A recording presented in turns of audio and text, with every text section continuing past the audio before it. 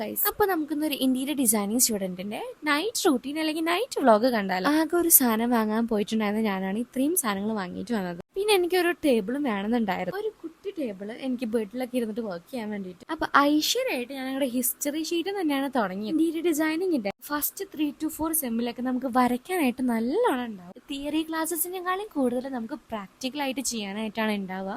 അതിന്റെ ഇടയിൽ ഞാൻ പാസ്സൊക്കെ കഴിക്കുന്നുണ്ട്. ഓക്കെ, അപ്പൊ നമ്മൾ പറഞ്ഞു വന്നത് വരയ്ക്കാനുള്ള ഇഷ്ടം പിന്നെ അതുപോലെ ക്ഷമ കാര്യങ്ങളൊക്കെ ഉണ്ടെങ്കിൽ മാത്രമേ ഈ ഒരു കോഴ്സ് നിങ്ങൾ എടുത്തിട്ട് കാര്യമുള്ളൂ. ബിക്കോസ് ഫസ്റ്റ് ഇയറിലൊക്കെ നമുക്ക് അത്രയ്ക്കധികം വരയ്ക്കാനായിട്ടുണ്ട്. എനിക്ക് ഈ സംഭവങ്ങളൊക്കെ ഇഷ്ടമായതുകൊണ്ട് തന്നെ എനിക്ക് ഈ കോഴ്സ് എനിക്ക് നല്ല ഇഷ്ടപ്പെട്ടു. ഇടയ്ക്ക് ഇങ്ങനെ എനർജി കയറാൻ വേണ്ടിയിട്ട് ഓരോന്നൊക്കെ പോയി കഴിക്കലുണ്ട്. അങ്ങനെ ആദ്യം ചെയ്ത ഷീറ്റൊക്കെ നമ്മൾ സക്സസ്ഫുള്ളി കംപ്ലീറ്റ് ചെയ്തിട്ടുണ്ട്. ഇനി നമുക്ക് പേസ്റ്റിംഗ് പരിപാടിയിലോട്ടാണ് നമുക്ക് പോകേണ്ടത്. In this assignment I have to make a collage with the different types of temples from south India and north India and also അത് ഡിഫറൻഷിയേറ്റും കൂടെ ചെയ്യാം. And guys, these are the few sketches which I have done before. ഇങ്ങനെ ഷീറ്റൊക്കെ ചെയ്ത് കഴിഞ്ഞാൽ ഞാൻ ഭയങ്കര ഹാപ്പിയാണ്.